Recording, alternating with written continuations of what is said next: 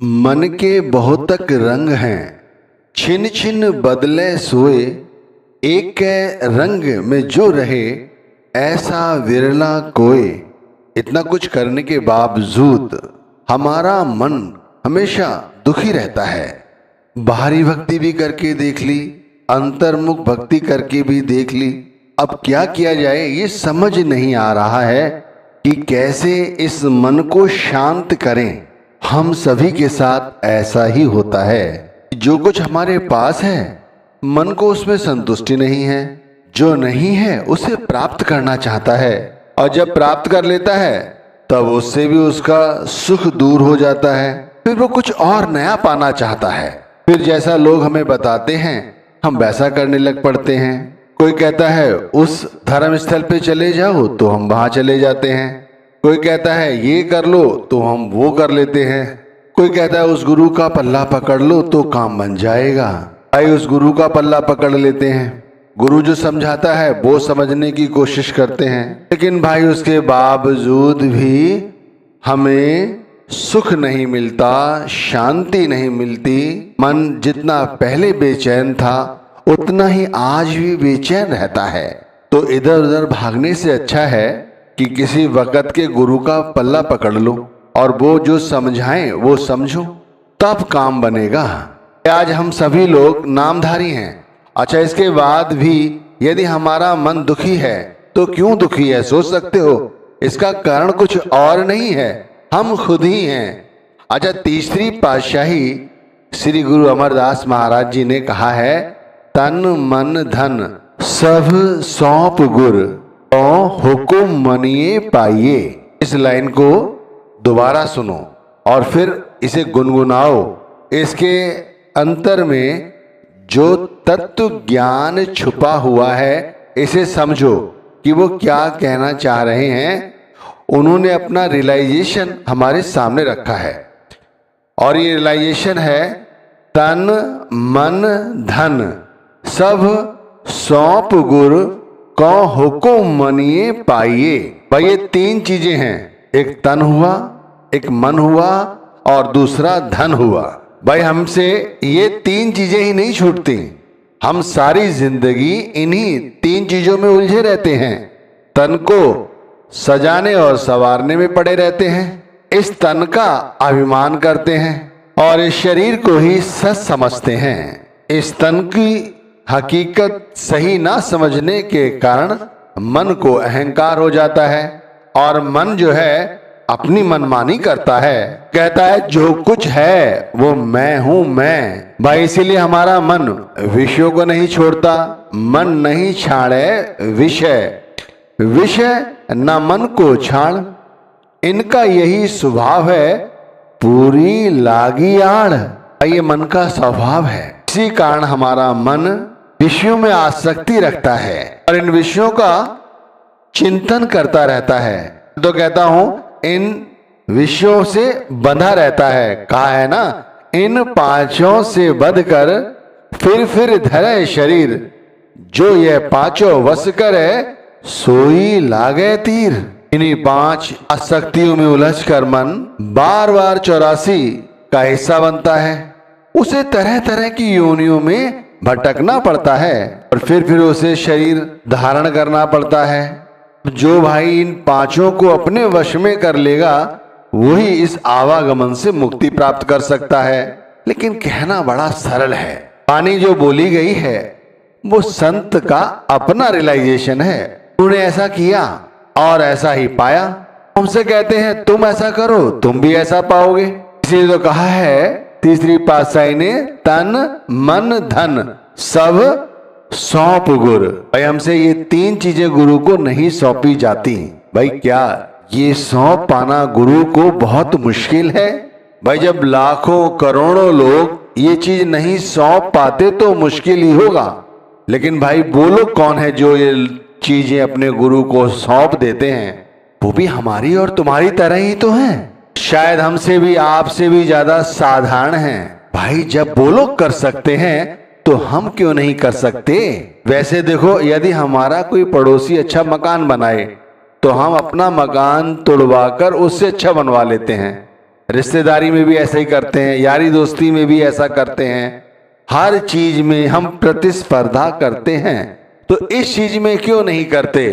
मैं कहता हूं चलो अरबों खरबों लोगों की जनसंख्या है, इसमें चंद लोगों को, करोड़ों लोगों को नामदान मिला हुआ है।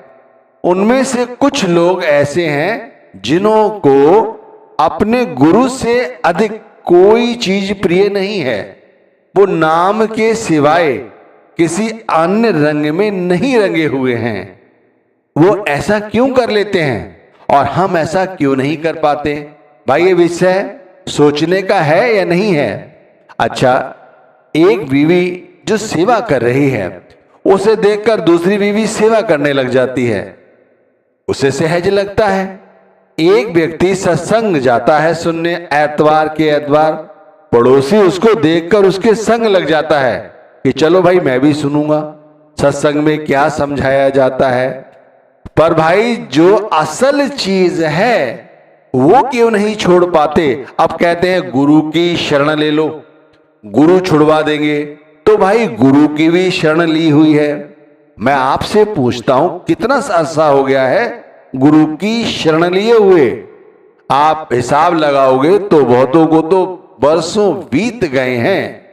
और क्या अभी भी उन्होंने इन तीन चीजों को, अपने तन को, शरीर को, अपने मन को और अपने धन को, क्या गुरु को अर्पण किया है? क्या सौंपा है? एक आपने शब्द सुना होगा सहज।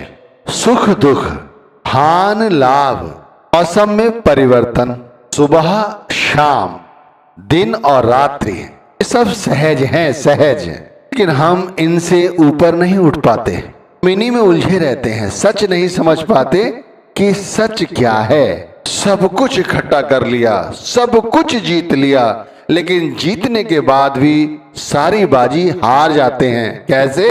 मन हरा देता है, मन हमेशा दुखी रहता है, मन हमेशा चिंतित रहता है, मन हमेशा डरा और सहमा रहता है। गुरु भक्त न जिनको प्यारी, गुरु भक्त न जिनको प्यारी, तिन जीती बाजी हारी।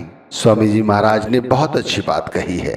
परमात्मा चूंकि देखा नहीं तो ये कहा जाए कि परमात्मा की भक्ति जिन्हें प्यारी नहीं है उन्होंने जीती हुई बाजी हार दी। तो देखा किसे है? गुरु को।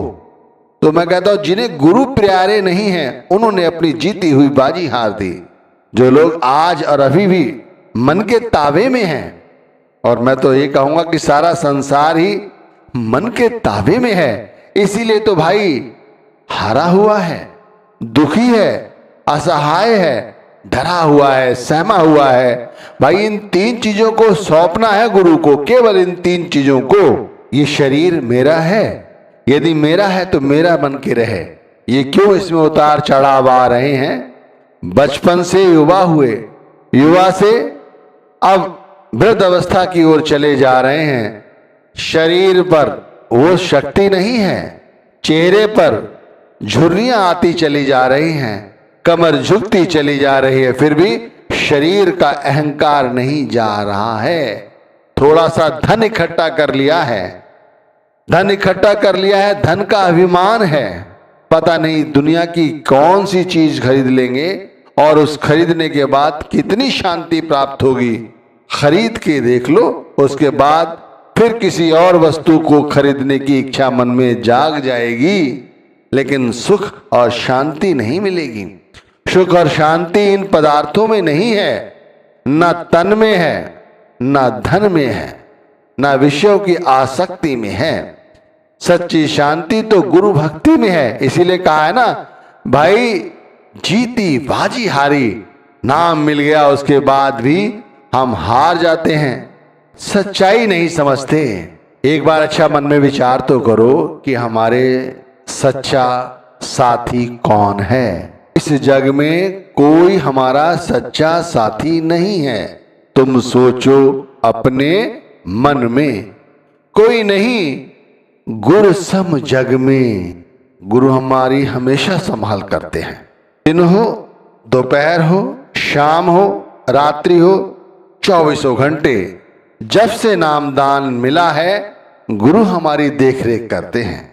हमें नहीं लगता, हमें नहीं एहसास है कि एक जीवित गुरु, शरीरधारी गुरु जो फला फला जगह रहता है, वो हमारी कैसे मदद कर सकता है।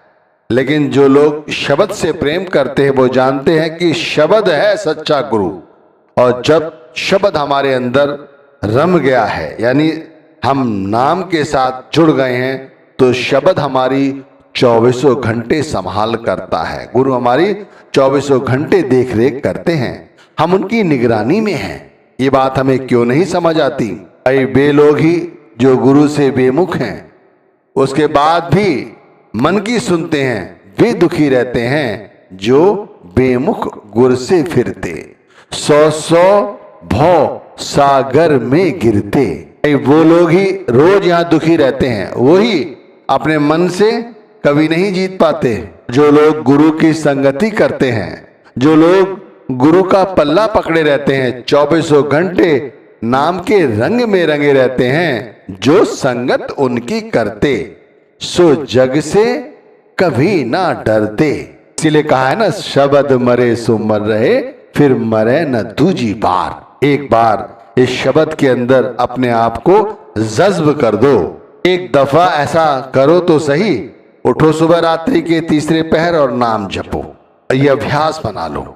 नाम जपते समय गुरु के स्थूल स्वरूप से शुरू करो, उन्हें देखना और नाम जपो।